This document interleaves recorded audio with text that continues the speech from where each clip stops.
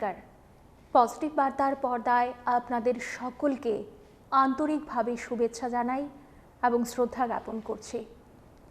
আপনারা সকলেই জানেন যে আমাদের প্রতি সপ্তাহের রবিবার ঠিক সকাল ৮টায় আমাদের অমৃতধারার পর্ব আপনারা সকলেই দেখতে পারেন এবং আপনারা সকলেই জানেন যে আধ্যাত্মিকতা মানে পৃথিবী ছেড়ে চলে যাওয়া নয়, বরং পৃথিবীর মধ্যেই ভালোবাসা, ক্ষমা, কৃতজ্ঞতা আর সত্যকে বাঁচিয়ে রাখা। যে হৃদয় ঈশ্বরের প্রতি বিশ্বাস ভরে ওঠে, সেই হৃদয়ই অমৃতধারার স্পর্শে অন্ধকারের মধ্যেও আলো খুঁজে নিতে শেখে। মনে রাখবেন, অমৃতধারা বাইরে কোথাও নয়, তার উৎস আপনাদের আমাদের নিজের অন্তরেই। শুধু মনকে শান্ত রাখুন, বিশ্বাসকে জাগিয়ে তুলুন, তাহলেই অনুভব করবেন ঈশ্বরের অন্তর করুণা আরও নিরন্তর ঝরে পড়ছে আপনার জীবনে। আজকে অমৃতধারার পর্বে আমাদের মাঝে যিনি উপস্থিত রয়েছেন, উনি হলেন গুরুজি সনাতন দাস গোস্বামী, ভগবত রসতাচার্য। আমরা আজকে জেনে নেব রথযাত্রার মাহাত্ম্য, এবং তার জন্য আপনাদের সহায়তা কিন্তু আমাদের খুব প্রয়োজন। আপনারা যেভাবে আমাদের সহায়তা করছেন এবং আমাদের এই অমৃতধারার পর্বগুলোতে আপনারা যেভাবে ভালোবাসায় আমাদের ভরিয়ে দিয়েছেন, আমরা সত্যি আপনাদের কাছে কৃতজ্ঞ। এবং আপনারা সকলে জানেন, এই যে আধ্যাত্মিকতা, আমরা মনে করি সেই আধ্যাত্মিকতা মানেই শুধু ঈশ্বরে আটকে থাকা, সেটা কিন্তু নয়। আধ্যাত্মিকতা মানে নিজেকে চেনা, নিজের সাথে নিজের অনুভব করা এবং তার পাশাপাশি ঈশ্বরের প্রতি বিশ্বাস রাখা। তাহলে আজকে আমরা আর কথা না বাড়িয়ে সরাসরি চলে যাচ্ছি গুরুজির কাছে। ওনার থেকে আজকে জেনে নেব আমরা রথযাত্রার মাহাত্ম্য, আমাদের এই যে জগন্নাথ, বলভদ্র এবং সুভদ্রা দেবীর যে রথের দড়ির টান আমরা সকল ভক্তবৃন্দরা মনে করি, সেটা আমাদের জন্য অনেকটা পুণ্যের। তাহলে আজকে আর কথা না বাড়িয়ে আমরা সরাসরি চলে যাচ্ছি। আজকে ওনার সাথে কিছুটা সময় কাটাবো, কথা বলবো এবং অনেক কিছু জানার রয়েছে। আপনারা আমাদের পাশে থাকুন, সঙ্গে থাকুন। জগন্নাথ স্বামী নয়ন পথগামী ভবতো মে। জগন্নাথ আমার নয়ন পথগামী হোক, এটাই কামনা করছি। প্রথমে আমরা যেটা আজকে জানতে চাইবো যে এই রথযাত্রার মাহাত্ম্য কি। তো আজকে আমি আপনাদের এই পজিটিভ বার্তার যে অমৃতধারা, এই অনুষ্ঠানে যারা কর্মকর্তা, আপনাদের পরিবার সকলকে আমার জগন্নাথের আশীর্বাদ রইল। দেখুন, জগন্নাথ যে রথযাত্রা ধুমধাম অনুষ্ঠান পালিত হচ্ছে, চলছে জগন্নাথ রথযাত্রা। তো জগন্নাথের রথযাত্রার যে মাহাত্ম্য যদি আমরা বলতে চাই বা আমরা যদি শাস্ত্র থেকে আমরা অনুভব করতে চাই, দেখুন, ভাগবত যদি আমরা দেখি, জগন্নাথ হচ্ছে দ্বারকাধীশ, মানে দ্বারকার রাজা। তো দ্বারকার রাজাকে টেনে কোথায় নিয়ে যাওয়া হচ্ছে? শাস্ত্র বলছেন সুন্দরাচল। আপনারা যারা ভগবত ভক্ত, আপনারা যারা চৈতন্য চরিতামৃত ভাগবত যারা অধ্যয়ন করছেন, আপনারা ভালো করে জানেন যে ভগবান শ্রীকৃষ্ণ যখন বৃন্দাবন ত্যাগ করে মথুরায় গেলেন, দ্বারকায় গেলেন, গোপীদের একটা আক্ষেপ, একটা বিরহ, যে শ্রীকৃষ্ণ বিরহ, এই বিরহের মধ্যে একবার কুরুক্ষেত্রের মাঠে, মানে যুদ্ধে নয় কিন্তু একটা অনুষ্ঠানে দেখা হয়েছিল। এটাকে কুরুক্ষেত্র মিলন বলা হয়। যারা ভাগবত অধ্যয়ন করেন তারা নিশ্চয়ই জানেন। এই কুরুক্ষেত্র মিলনে সখীরা শ্রীমতী রাধারানী সহ ভগবান গোবিন্দকে বলেছিলেন, হে গোবিন্দ, তুমি একবার বৃন্দাবনে চলো, তোমার বৃন্দাবনে তোমার চরণ উদয় করাও। বলে, কেন? আমি তো ওইখানে আছি, আমাকে দেখতে পাচ্ছ, বৃন্দাবনে কেন? বলে, না, এখানে হাতি ঘোড়া রাজ বেশ এগুলি আমাদের ভালো লাগে না, একবার বৃন্দাবনে চলো, তোমার সেই রাখাল বেশি দেখতে চাই। যারা ভক্ত রসিক আছেন না, আপনারা যারা গ্রন্থাদি অধ্যয়ন করেন ভালো করে জানেন, কৃষ্ণের যথক খেলা সর্বোত্তম নরলীলা নরবপ তাহার স্বরূপ গোপবেশ বেনুকর নবকিশোর নটবর নরলীলা হয় তার অনরূপ। ভগবানের যত রকমের পোশাক আছে, একটু রাখাল বেশটা যেন ভগবান শ্রীকৃষ্ণকে একটু সুন্দর দেখায়। একদম। তাই বলছেন যে হে জগন্নাথ, তোমার হাতে বাঁশি নেই, তোমার হাতে সুদর্শন চক্র, তুমি দ্বারকাধীশ, তুমি একবার হাতে বাঁশি নিয়ে মাথায় ময়ূর পুচ্ছ লাগিয়ে তুমি একবার বৃন্দাবনে চলো, তোমাকে ব্রজভাবে দেখতে চাই। তাহলে রথযাত্রা মাহাত্ম্যটাই হলো আমাদের বৈষ্ণব শাস্ত্র অনুযায়ী, ভাগবত শাস্ত্র অনুযায়ী, যে জগন্নাথ অর্থাৎ দ্বারকাধীশ ভগবান শ্রীকৃষ্ণকে যেন টেনে বৃন্দাবনে নিয়ে আসা হচ্ছে। এই যে জগন্নাথ এখন গুন্ডিচা মন্দিরে আছে, আমাদের সারা পৃথিবীতে, ভারতবর্ষে, ত্রিপুরায় বিভিন্ন মঠ মন্দিরে জগন্নাথ এখন কোথায় আছে? সুন্দরাচল, অর্থাৎ জগন্নাথ এখন বৃন্দাবনে আছে। আমরা জগন্নাথকে নিয়ে আমরা বৃন্দাবনের আনন্দ করছি এই 8 দিন যাবৎ। আবার যখন সেই দশমীতে জগন্নাথ যখন রথে চড়ে সে নীলাদ্রি বিজয় করবে, অর্থাৎ পুরীধামে যাবেন, তখন জগন্নাথ যেন বৃন্দাবন ত্যাগ করে আবার সেই দ্বারকার রাজসিংহাসনে অধিষ্ঠিত হবেন। এটি হলো জগন্নাথের লীলার বিশেষ একবারে তাত্ত্বিক আলোচনা, যে জগন্নাথকে ঐশ্বর্যের জগৎ থেকে, ঐশ্বর্য থেকে মাধুর্যের জগতে শ্রী বৃন্দাবনে আনা হচ্ছে। এটাই মাহাত্ম্য জগন্নাথের লীলার। কবে থেকে শুরু হয়েছিল এই রথযাত্রা? হ্যাঁ, রথযাত্রা শুরু হয়েছিল, এটার ইতিহাস যদি আমরা দেখি, জগন্নাথ লীলামৃত অনেক আগে, অর্থাৎ সত্যযুগ আমরা বলে থাকি। সত্যযুগ হিসেব করলেও অনেক আগে হয়ে যায়। যেমন ধরেন আমাদের কলিযুগের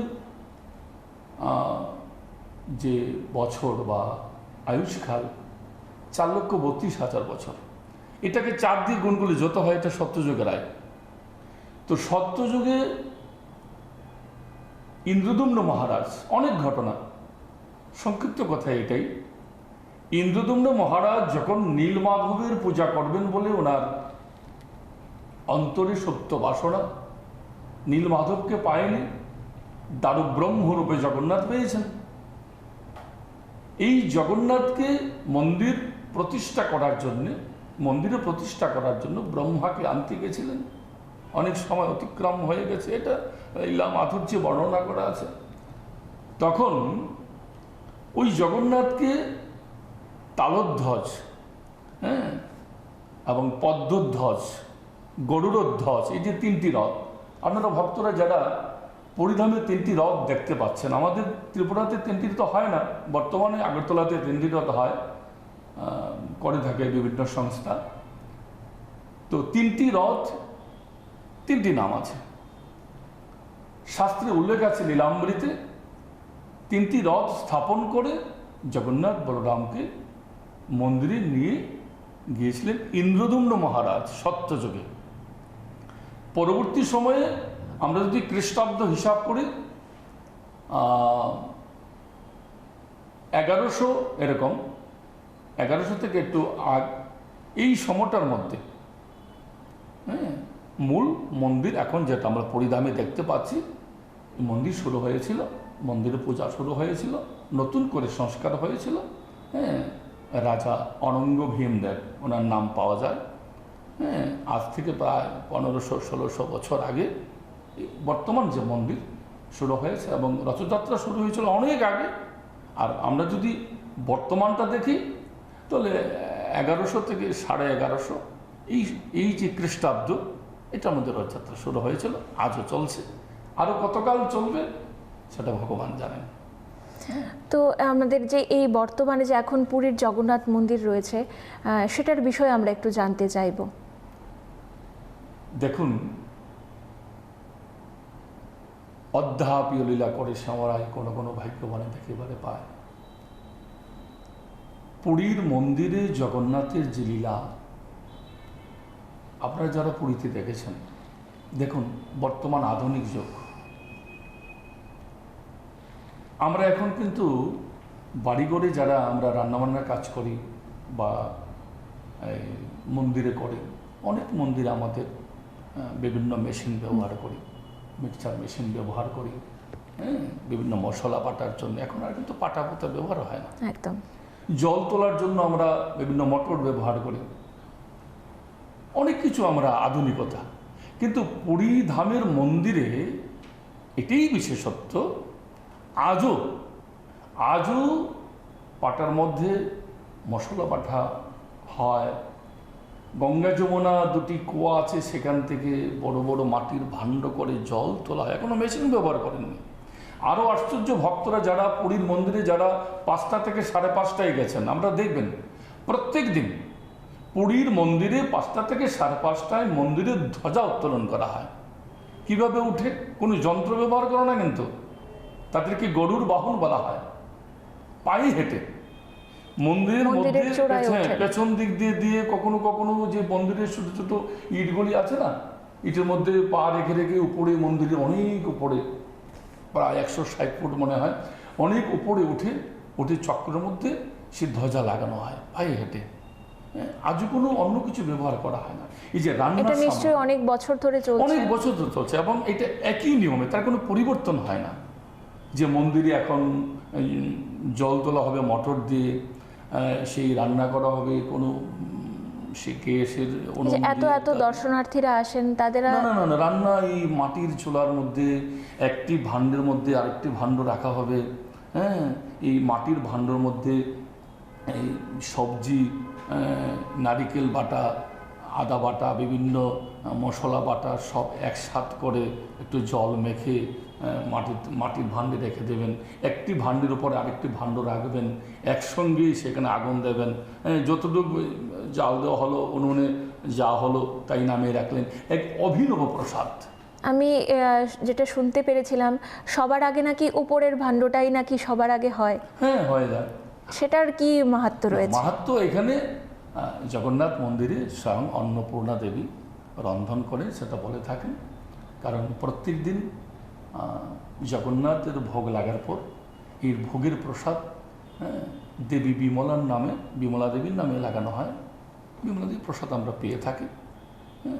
তাই অন্নপূর্ণা দেবী স্বয়ং সেখানে রন্ধনশালায় কাজ করেন। অন্নপূর্ণা দেবী, দেবী বিমলা। তো এখানে কোনো আধুনিক কোনো যন্ত্র, গ্যাসের কোনো উনুন ইত্যাদি কোনো ব্যবহার হয় না। আজও প্রাচীন নীতি, প্রথা। যেমন ধরেন, আমাদের অনেক দুর্ঘটনার সম্মুখীন হতে হয়েছে ত্রিপুরা রাজ্যে, আপনারা ভালো করে জানেন। কেন? এখন সরকার তরফ থেকে খুব কড়াকড়ি। আমরা ওই কাঠের রথের পরিবর্তে আমরা লোহার রথ ব্যবহার করেছিলাম, এই ভুলটা আমরা করেছিলাম, ঠিক আছে? কিন্তু পুরীধামে কিন্তু প্রতি বছর নতুন করে কাঠের রথ তৈরি হচ্ছে। এবং আরও আশ্চর্য বিষয়, আমার শাস্ত্রের সপ্তাহটা মনে থাকে না, আপনারা পড়ে নেবেন যারা ভক্তরা আছেন। প্রত্যেকটি রথে মানে কতটা কাঠ লাগবে সেটা নিয়ম অনুসারে লাগানো হয়। সেটাও নাকি অনেক বছর ধরে একইভাবে চলছে এবং প্রতি বছর নতুন করে রথ বানানো হয়, এমন না পুরনো কোনো কাঠ ব্যবহার হচ্ছে। এবং সম্পূর্ণ কাঠের পাটাতন, কাঠের রথ তৈরি হচ্ছে প্রতি বছর। বৈশাখ মাসে অক্ষয় তৃতীয়াতে রথ বানানো শুরু হচ্ছে এবং প্রতি বছর রথ আবার ভাঙানো ভেঙে দেওয়া হচ্ছে। হয়তো এটা বিভিন্ন কাজে ব্যবহার হয়। তো এই যে অক্ষয় তৃতীয়ার দিন সেটা শুরু হয়, রথযাত্রা মানে রথ বানানো সূচনা হয়। তো এই যে পুরীর মন্দিরে যে অভিনব যে প্রাচীন যে প্রথা, জগন্নাথের ভোগ লাগানোর যে সিস্টেম, যে নিয়ম, জগন্নাথকে সাজানোর যে নিয়ম, জগন্নাথের রথের যে নিয়ম, সেটা সম্পূর্ণ পূর্ব ঘরানায় চলছে। আধুনিকতার ছোঁয়া সেখানে জগন্নাথের পুরী মন্দিরে কেউ দেখতে পাবেন না, আমরা দেখতে পাই না। যারা প্রসাদ গ্রহণ করেছেন, যদি শ্রদ্ধাভরে কেউ জগন্নাথের প্রসাদ গ্রহণ করে থাকেন, আপনারা যারা প্রসাদ গ্রহণ করেছেন, আপনাদের বলছে, আপনারা একটু ভালো করে একটু অনুধাবন করবেন, মনোনিবেশ করবেন যে সারা পৃথিবীর মধ্যে এই ধরনের যে সিদ্ধ প্রসাদ, কিন্তু কোনো কড়াই ব্যবহার করে তেল দিয়ে যে আমরা বিভিন্ন পাঁচফোড়ন দিয়ে বিভিন্ন দিয়ে আমরা সম্ভার দিই না, এরকম না, কিন্তু শুধু সিদ্ধ করেছেন। এই অভিনব যে প্রসাদ, যদি হৃদয়ে কোনো ভক্তি থেকে থাকে তাহলে দেখবেন যে অভিনব প্রসাদ, এই জগন্নাথের পরিধামের প্রসাদের মতো সারা পৃথিবীতে কোথাও কোনো মন্দিরের প্রসাদের কোনো মিল নেই। হ্যাঁ, তাই ভক্তদের বলছি, শাস্ত্র বলছেন সে রথ তো বামনং দৃষ্টা পুনর্জন্ম ন বিদ্যতে। এই রথযাত্রার সময় বামনদেব জগন্নাথকে রথস্থিত অবস্থায় যে দর্শন করেছেন তার পুনর্জন্ম হবে না। জয় জগন্নাথ। এই রথযাত্রায় সকলের আমি মঙ্গল কামনা করছি। ধন্যবাদ আপনাকে।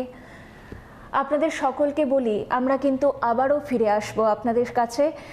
আপনারা কিন্তু অবশ্যই চোখ রাখতে হবে আমাদের এই পজিটিভ বার্তার অমৃতধারার ধারাবাহিক অনুষ্ঠানের দিকে। আমরা পরবর্তী অনুষ্ঠানে আবারও ফিরে আসছি। আজকের মতো অনুষ্ঠান আমরা এখানেই শেষ করছি। ধন্যবাদ এবং নমস্কার। নমস্কার।